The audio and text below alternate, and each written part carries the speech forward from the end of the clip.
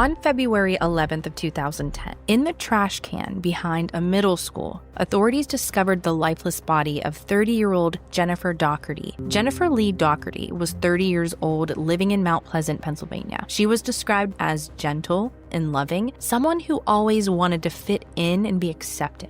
Jennifer had intellectual and developmental disabilities that made her more vulnerable than most. On the morning of February 8th of 2010, according to Jennifer's sister Joy, Jennifer had asked her for a ride to the bus station so she could visit Greensburg for a doctor's appointment and to spend the night at her friend Peggy's house. But Joy said no. Now, Jennifer's stepfather, Bobby Murphy, he was the last family member to see her alive. He gave her $10 for the routine trip to Greensburg and drove her to the bus stop. Over the next 2 days, Jennifer's family, they kept calling her cell phone, and it led Jennifer's family to believe that someone had stolen her phone and she was stranded in Greensburg with no way to call them. By the morning of Thursday, February 11th, Joy, she was ready to go to Greensburg to look for Jennifer. Meanwhile, a service worker at Greensburg-Salem Middle School walked out to his truck that morning, and he noticed a garbage can underneath his truck. The worker figured that the wind had blown it there, so he moved it. Noticing that the garbage can was quite heavy